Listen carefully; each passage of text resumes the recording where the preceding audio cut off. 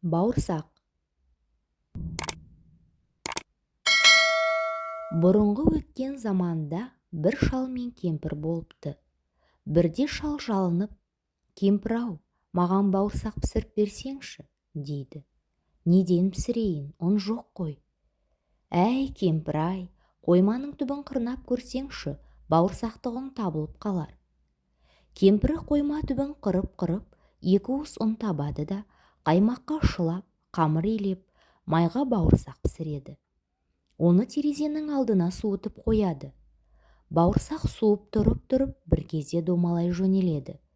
Домалап келіп терезе алдындағы орындыққа, орындықтан еденге, еденнен дәлізге, дәлізден аулаға, ауладан сыртқа, одан әрі домалай береді.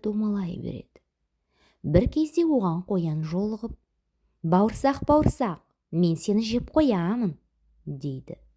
«Қоян, сен мені жеме, мен саған өлең айтып беремін, онан да соны тыңда». Әжей қойма қырнаған, екі уысын жинаған, бал қаймаққа шылаған, пісіріп маймен сылаған, суытып та сынаған, бауырсақпын зулаған, атайдан да құтылдым, әжейден де құтылдым, қоян сенен құтылу қиын емес болмаған. Бауырсақ алға қарай домалай жөнеледі. Қоян аңырап қала береді. Бауырсақ орман ішіндегі соқпақпен зымырап бара жатса, қарсы алдынан қасқыр шыға келеді. «Бауырсақ, мен сені жеп қоям». «Сен мені жеме, мен саған өлең айтып берейін». Бауырсақ әндете жөнеледі. Әжей қойма қырнаған, екі уысын жинаған, бал қаймаққа шылаған, пісіріп маймен сылаған, суытып та сынаған, бауырсақпын зулаған, атайдан да құтылдым, әжейден де құтылдым, қояннан да сытылдым, қасқыр сенен құтылу қиын емес болмаған, деп бауырсақ домалай жөнеледі.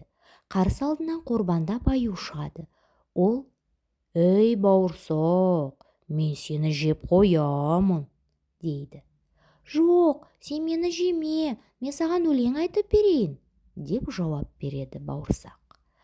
Әжей қойма қырнаған, екі уысын жинаған, бал қаймаққа шылаған, пісіріп маймен сылаған, суытып та сынаған, бауырсақпын зулаған, атайдан да құтылдым, әжейден де құтылдым, қояннан да сытылдым, қасқырдан да құтылдым, маймақ сенен құтылу қиын емес болмаған. Бауырсақ домалай жөнеледі. Аю оның ізіне үңіліп қала береді. Бауырсақ зымырап бара жатса, қарсы алдынан түлкі шыға келеді. «Амансың ба, бауырсақ? Көргендерге ұнайды, жүзің қызыл шырайлы». Бауырсақ мақтағанға мәз болып, өлеңін айта бастайды. Түлкі болса құмарта тыңдаған боп, қыбырын білдірмей, бауырымен сырғып, оған жақындай береді.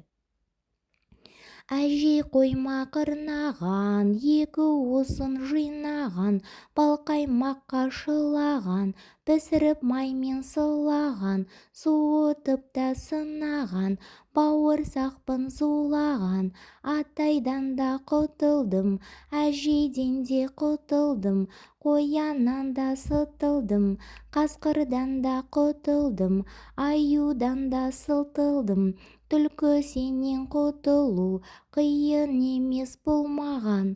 «Әдемі өлең екен», дейді түлкі. «Айналайын-ай, қартайған шағым ғой, құлағымның мүлкісі бар. Кәне, менің мына тұмсығыма шықта өлеңіңді тағы бір шырқап берші».